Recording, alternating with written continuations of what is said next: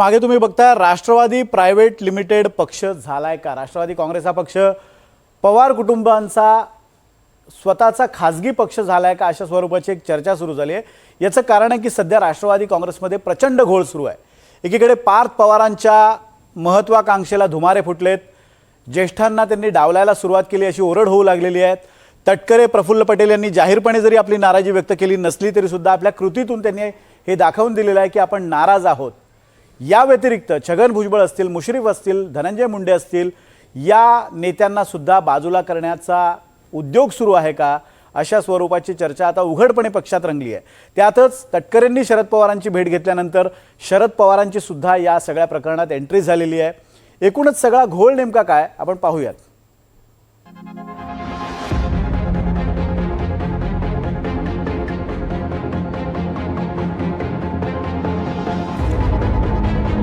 Rashtrawadi private limited पक्ष झालाय का,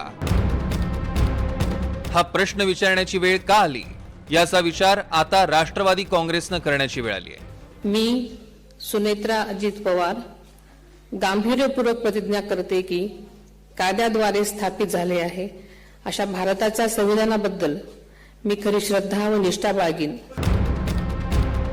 अजित पवारांचा अपघात आणि त्यानंतर सुनेत्रा पवारांचा 4 दिवसात झालेला शपथविधी यानंतर महाराष्ट्राचं राजकारण एका वेगळ्या वळणावर आलं होतं। पण तरीही सुनेत्रा पवारांची शपथ, त्यानंतरचा त्यांचा वावर आणि संयम यातून पक्षासाठी थोडं आशादायक चित्र होतं। मग आता 3.5 महिन्यांमध्येच राष्ट्रवादीत नेमकं चाललंय काय आणि आता सुनेत्रा पवारांची ही राष्ट्रवादी फुटणार का, असा गंभीर प्रश्न निर्माण झालाय। परिस्थिती एवढी बिघडली आहे की सुनेची तक्रार सासऱ्यांकडे आणि नातवाची तक्रार आजोबांकडे करण्यात आली आहे। राष्ट्रवादीतल्या एका ज्येष्ठ नेत्यानं सुनेत्रा पवारांची आणि पार्थ पवारांची शरद पवारांकडे तक्रार केल्याचं समजतंय। शरद पवार आणि पार्थ पवार यांच्यातले रिलेशन याआधी फारसे कधी चांगले होते असं दिसत नाही। त्यातच तटकरे आणि इतर नेत्यांनी शरद पवारांची भेट घेतली। आत्ता जी माहिती मिळते त्यानुसार राष्ट्रवादीच्या एका नेत्यांनी पवारांकडे तक्रार देखील केली पार्थ पवार यांच्या कार्यपद्धतीवर। यापूर्वीच पार्थ पवार यांच्याविषयी शरद पवारांनी अनेक वेगवेगळी मतं मांडली आणि त्यातून वादही झाला होता। आता परत एकदा तटकरेंसारखे नेते ज्यावेळेस शरद पवारांची भेट घेतात त्यावेळेस नवीन राजकीय वर्तुळात चर्चा सुरू होते। सध्या राष्ट्रवादीमध्ये काय सुरू आहे तर पार्थ आणि पवार कुटुंबियांच्या जवळच्यांनाच संधी आणि जबाबदारी दिली जाते।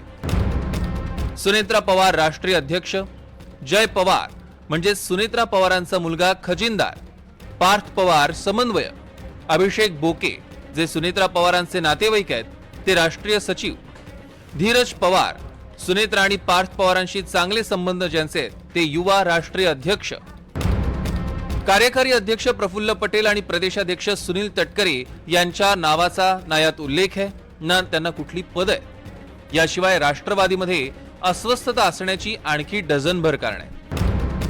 राष्ट्रवादीचे सगळे अधिकारी आणि आर्थिक नाड्या सुनेत्रा, जय आणि पार्थ पवार यांच्या हाती आहे। प्रफुल्ल पटेल आणि सुनील तटकरेंची नावं आणि पदं वारंवार वगळली जात आहेत। पटेल आणि तटकरेंची नावं नसलेल्या यादीत कारकुनी चुका आहेत असा खुलासा सुनेत्रा पवारांनी केला।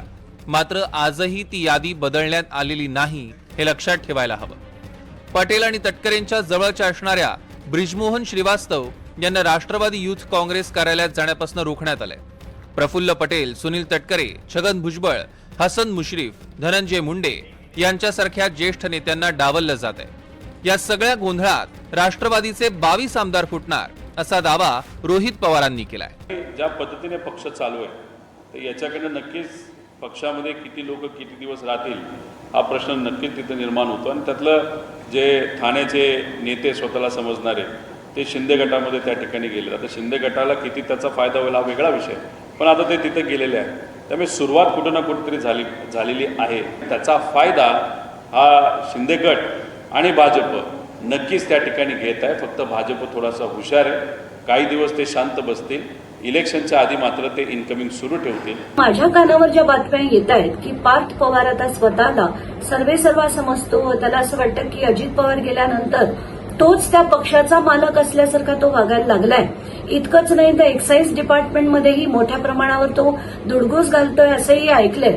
तर आताच्या घटकेला मला नाही वाटत तो कोणाचा ऐकेल. सुनील तटकरे, प्रफुल्ल पटेल आणि यांनी शरद पवारांची भेट घेतली असेल तर तो शरद पवारांचंही ऐकेल असं मला वाटत नाही.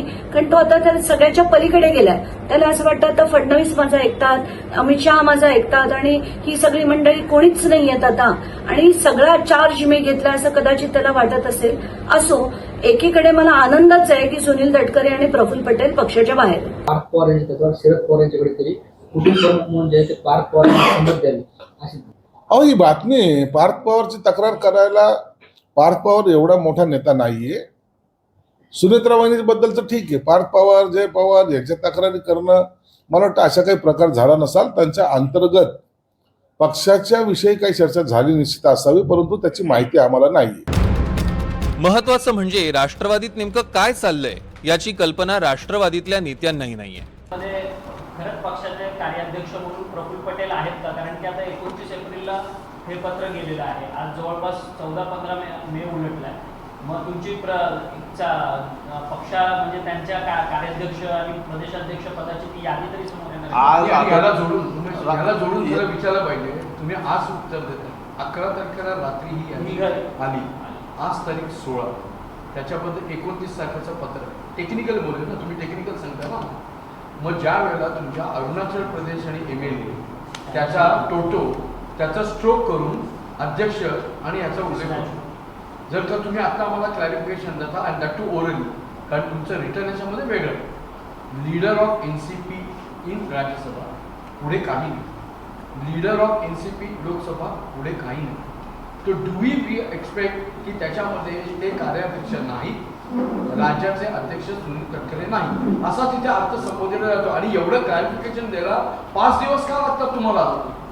काय चालू आहे प्रॅक्टिकली? त्यांना रिमूव्ह केलंय की नाही? अजिबात नाही. ते पदावर आहेत आणि पदावर राहणार आहेत.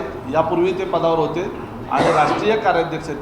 मी अगोदरच सांगितलं, निवडणूक आयोगाकडं सबमिट केलेली कागदपत्र ही तात्पुरत्या स्वरूपाची व्यवस्था आहे.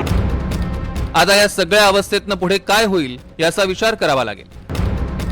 तटकरे, भुजबळ, मुश्रीफ, मुंडे यांनी त्यांच्या प्रदेशामध्ये राष्ट्रवादी मजबूत केली आहे, तर प्रफुल्ल पटेलांनी दिल्लीत पक्षाची घडी बसवली आहे. त्यामुळे या नेत्यांना डावलणं किंवा खड्यासारखं बाजूला करणं तसं सोपं नाही. पार्थ पवार आणि जय पवारांना अजित पवारांचा वारसा सोडला तर संघटना किंवा पक्षासाठी त्यांचं कुठलंही भरीव योगदान नाही. ही सगळी परिस्थिती हाताळण्यात सुनेत्रा पवारांचा कस लागणार आहे आणि त्यावरूनच पक्षाची पुढची दिशा ठरणार आहे. ज्येष्ठांना डावलून पार्थ पवारांचा आक्रमकपणा आणि एककल्ली कार्यक्रम, सुनेत्रा पवारांचं नेतृत्व सिद्ध करण्याचा प्रयत्न आणि या सगळ्याकडे शरद पवारांची असणारी बारीक नजर, या 3 महत्वाच्या गोष्टींभोवती राष्ट्रवादीचं राजकारण सध्या फिरताना दिसतंय. या सगळ्या गोष्टीमध्ये इंटरेस्टिंग गोष्ट अशी आहे की सध्या शरद पवारांचं काय सुरू आहे. गेले काही दिवस शरद पवारांची प्रकृती ठीक नव्हती, त्यामुळे ते सार्वजनिक कार्यक्रमात कुठे सहभागी होत नव्हते. मात्र गेल्या काही दिवसात अजित पवार राष्ट्रवादी काँग्रेसमध्ये अंतर्गत संघर्ष सुरू झाला आणि तटकरे प्रफुल्ल पटेलांचं राष्ट्रीय कार्यकारिणीत नाव कट होणं, नेमक्या त्याच दिवशी तटकरेंनी शरद पवारांची भेट घेणं आणि त्यानंतरनं एकच चांगलं वातावरण अजित पवार राष्ट्रवादी काँग्रेसच्या शरद पवार राष्ट्रवादी काँग्रेसच्या पार्टीमध्ये सुरू होणं, याचा अर्थ भविष्यात काहीतरी नवीन घडामोडी घडण्याची शक्यता आहे. व्हिडिओ जर्नलिस्ट अरविंद मोरेसह सागर कुलकर्णी, NDTV मराठी, मुंबई.